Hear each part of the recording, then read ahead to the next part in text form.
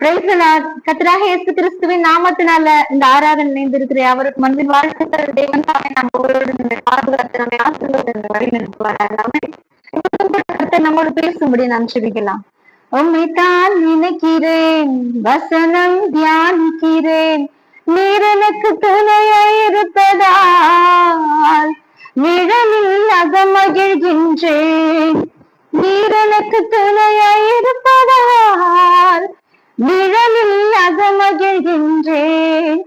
ஏசையா ஏசையா ரட்சகரே இம்மானுவேல். ஆமீனப்பா. இந்த நாளில் கூட ராஜா பகலில் குளிர்ச்சியான வேளையில் ஆதாம் ஏவாளோடு உலாவின எங்கள் கர்த்தர் எங்கள் தேவாதி தேவன் எங்கள் மத்தியில்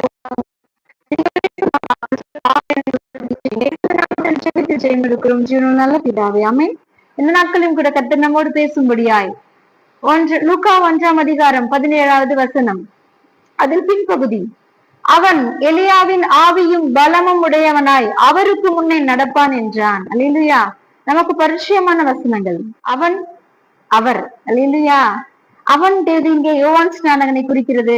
அவர் எப்பொழுதுமே அவர் பரிசுத்த ஆவியானவர் கர்த்தராக இயேசு கிறிஸ்துவை தான் குறிக்கிறது. ஆமென். இப்போ அவன் யோவான் ஸ்நானகன் எலியாவின் ஆவியும் பலமும் உடையவனாய் அவருக்கு முன்னே நடப்பான் என்றான். ஆமென். இதை குறிச்சு மல்கியாளருக்கு அவருக்கு வழி ஆயத்தம் பண்ணும்படி. ஆமென். ஆமென். அல்லேலூயா. மல்கியா 4 அதிகாரம் 5 அவருடைய பெரிதும் பயங்கரமான அந்த நாளை அறிவிக்கிறவன்.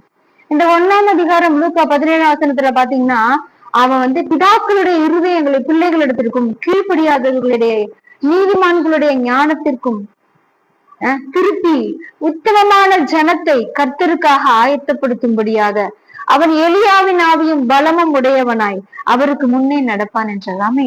யோவான் ஸ்நானகன். முதலாவது இந்த யோவான் ஸ்நானகனுக்கு அவங்க தாய் தகப்பன் யோவான் ஸ்நானகன் பெயர் வைக்கல. ஆமீன். ஏன்னா தேவதூதனே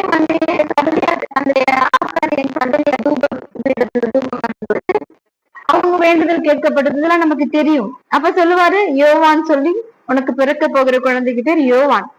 அது அவரு கொஞ்சம் சந்தேகப்பட்டதுனால அவன் பிறக்கிற வரைக்கும் ஊமையாவே இருப்பான். இதெல்லாம் நமக்கு தெரிஞ்ச வசனங்கள். எல்லாமே இந்த யோவான் ஸ்நானகன் எப்படி பேர் வந்துச்சுன்னு நம்ம வேத ஆராய்ச்சியர்கள் சொல்றாங்கன்னா, அந்த வேத புத்தகத்துல நிறைய யோவான்கள் இருக்கிறதுனால இந்த யோவானை பிரித்து காட்டணும், அவருக்கு வழியை இவர் செவ்வாய்ப்படுத்தினதுனால அந்த யோவானை அவர் பிரித்து காட்டணுங்கிறதுக்காக, மற்ற யோவான்கள் இவரை வேறுபடுத்தணுங்கிறதுக்காக யோவான் ஸ்நானகன் இல்ல திருமுழிப்பு ஸ்நானகன் அப்படின்னு அவருக்கு பேர்.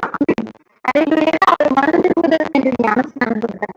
ஆனா அந்த யோவான் ஸ்நானம் சொல்ல, நான் உங்களுக்கு ஜலத்தினால் ஞானஸ்நானம் கொடுக்குறேன், எனக்கு பின் வருகிற அவரோட பாதரட்சியின் வாரை அவிழ்க்கிறதுக்கும் நான் பாத்திரன் அல்ல அப்படின்னு சொல்லிட்டு அவர் உங்களுக்கு ஆவியினாலும் அக்கினியால் ஞானஸ்நானம் கொடுப்பார். சூப்பரான வேர்டு அவர் சொல்லிட்டு போயிருக்காரு பாருங்க. ஆமீன். அல்லேலூயா. இப்ப பாருங்க, ஏன் இவன் எலியாவின் ஆவியும் பலமும் உடையவன் சொல்லி சொல்லப்பட்டிருக்குன்னா, எலியாவை குறிச்சு நமக்கு தெரியும். எலியாவுடைய நாட்கள்ல அந்த ஆகாப் ராஜா அந்த ஜனங்களை எல்லாம் கூட்டி என்ன செய்வான், தீர்க்கதரிசிகள், விக்கிரக தீர்க்கதரிசிகள் 400 பேரு, பாகால் தோப்பு விக்கிரக, ஏசபேலோட தோப்பு விக்கிரக அந்த பந்தியில சாப்பிடுற அந்த தீர்க்கதரிசிகள் 400 பேர், மொத்தம் 850 பேர். அதெல்லாம் கர்த்தர் தெய்வானா கர்த்தரை பின்பற்றுங்கள், பாகால் தெய்வானா பாகால பின்பற்றுங்க சொல்லும்போது அமைதியா இருப்பாங்க. அப்படி ஒரு வைராக்கியம் கர்த்தருக்காக தனியா நின்னான். அந்த ஆவிதான் இந்த யோவான் ஸ்நானகன். இவன் வனாந்தரத்துல பரிசேயர் சதுசேயர் எல்லாரும் வர்றாங்க ஞானஸ்நானம் பெறும்படி. மனம் திரும்பி இல்ல, எப்படியோ நம்ம தப்பிச்சுக்கணும் ஆக்கினைக்கு, அவ குறுக்கு வழியா. ஆமேன். அவங்க மனசுல எது இருந்து இப்ப தந்திரமா வர்றாங்கன்னு தானே. ஆமேன். அவர் சொல்றார், விரியன் பாம்பு குட்டிகளே. அதான் அந்த எலியாவின் ஆவியும் படம். ஆமேன். விரியன் பாம்பு குட்டிகளே. எவ்வளவு தைரியமா பேசுறா பாருங்க சதுசேயர் பரிசேயர் எல்லாம். வரும் கோபத்துக்கு தப்பித்துக் கொள்ள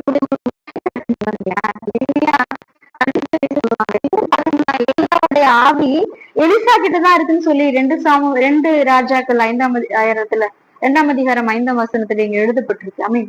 2 ராஜாக்கள். அமீன்.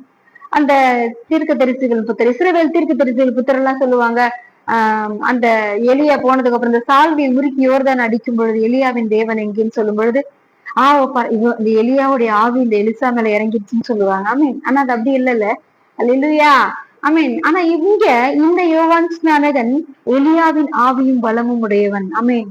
அதனாலதான் அவன் அவ்வளவு வைராக்கியமா நின்னு அந்த வனாந்தரத்துல வெட்டுக்கிளியும் காட்டுக்கிளியும் தான் வெட்டுக்கிளியான பூச்சி அது ஒரு அவன் வனாந்தரத்துல. அமீன். அப்படி அவன் கர்த்தருக்காக தனி வனாந்தரத்துல தனியா நின்னவன். அமீன். ஆனாலும் அவன் கர்த்தருக்காக வைராக்கியம். அமீன். எலியாவின் ஆவியையும் பலமும் உடையவனே வனாந்தரத்துல தனியா நிக்க முடியும்னா இந்த நாட்கள்லயும் கூட நம்மள நினைச்சுட்டு நம்ம பரிசுத்த ஆவியானவரை பெற்றிருக்கிறோம். எலியாவின் ஆவியை உடையவன் ஜலத்தினால ஞானஸ்நானம் கொடுத்தான். ஆனா பரிசுத்த ஆவியானவர் ஆவியினாலும் அக்கினியினாலும் ஞானஸ்நானம் கொடுக்கிறவர். எனக்கு முன்னாடியே அவர் இருந்திருக்கிறார். ஆமீன். அப்படி தாழ்த்து வந்த யோவான் ஸ்நானகன். ஆமீன். இந்த யோவான் ஸ்நானனை குறிச்சு கர்த்தராக இயேசு கிறிஸ்து சொல்லியிருக்காரு. நிறைய எழுதப்பட்டிருக்கு. இது பெரிய அதிகாரம், இது பெரிய சப்ஜெக்ட் சொல்ல போனா நம்ம கொஞ்சமா அது தியானிக்கிறதுனால நான் சுருக்கமா சொல்றேன். மத்தேயுல எழுதப்பட்டிருக்கு. மத்தேயு 11ஆம் அதிகாரம் 7 to 11 நீங்க இதை படிச்சுக்கோங்க. ஐ மீன், நீங்கள் ஏற்றுக்கொள்ள மனதாய் இருந்தால் வருகிறனாக எலியா இவன் தான் சொல்லுவார். அல்லேலூயா. இன்னும் மத்தேயு 17ஆம் அதிகாரம் 10 to 12, 13 பாத்தீங்கன்னா எலியா வந்தாயிற்று. அமீன். அல்லேலூயா. இவனதான் எலியான்னு சொல்றாங்க. அமீன். நீங்க எதை பார்க்க போனீங்க வனாந்தரத்துக்கு சொல்லுவாங்க. நிறைய ரொம்ப அருமையா இருக்கும். வேத வசனங்களை ஆராய்ந்து பாருங்க. அதான் நமக்கு நித்திய ஜீவன். ஆமீன். அப்படின்னு சொல்லி இவன் கடைசியா இன்னும் ஒரு வேர்டு தான் நாங்க முக்கியமா நான் அதை குறிச்சு காட்ட விரும்புறேன். என்னன்னா, ஸ்திரீகளில் பிறந்தவனில் யோவான் ஸ்நானகனை பார்க்கணும் பெரியவன் ஒருவனுமே இல்லைன்னு சொல்லுவோம். அதான் அவனுக்கு கிடைச்சாங்க பெரிய அவனுக்கு என்ன சொல்றது, அவனுக்கு ஒரு அவார்டுன்னே சொல்லாமே. கர்த்தர் அவன் அவ்வளவாய் பாராட்டி வச்சிருந்தார். ஆமீன். அல்லேலூயா. எலியாவுடைய தலையை வாங்கணும்னு சொல்லி எசபேல் என்ன செஞ்சா, பிளான் பண்ணான். ஆனா அது வாய்க்கல. ஆனா இந்த யோவான் ஸ்நானகனுடைய எலியாவின் ஆவியையுடைய யோவான் ஸ்நானகனுடைய தலையை வாங்கும்படி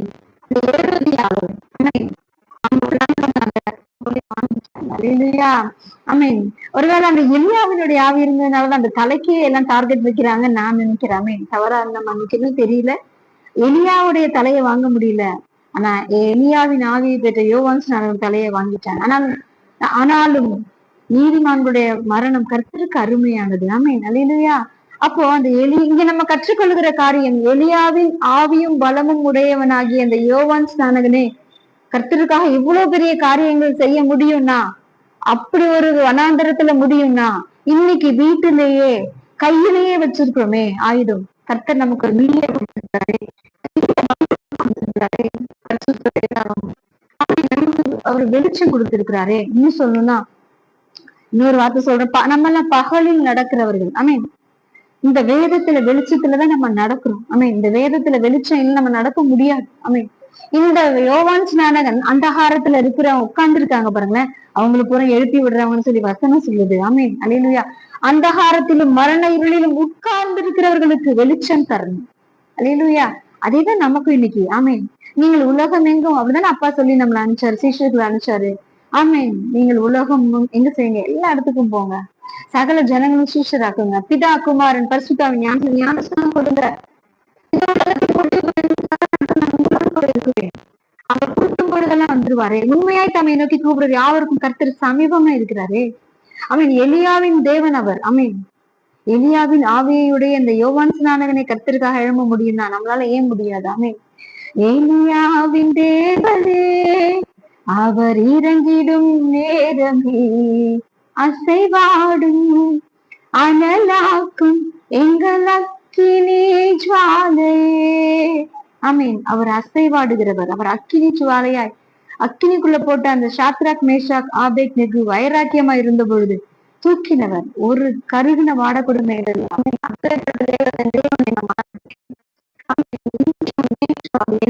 மாறாத, என்றுமே மாறாத தேவன்.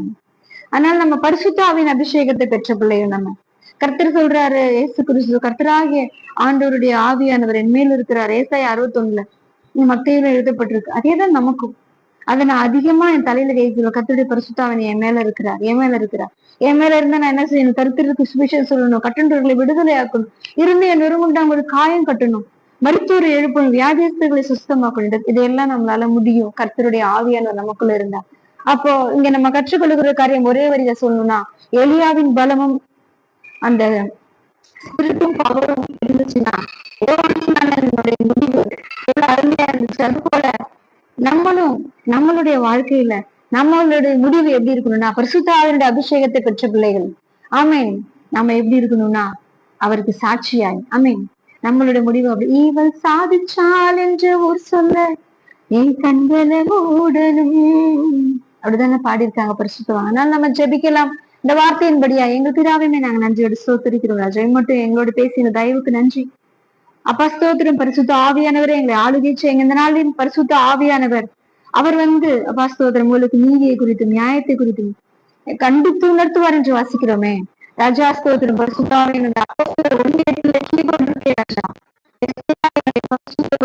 எங்களை பரிசுத்த அபிஷேகத்துக்குள்ள எப்பொழுது காத்துக்கொள்ள உதவிச்சேன்.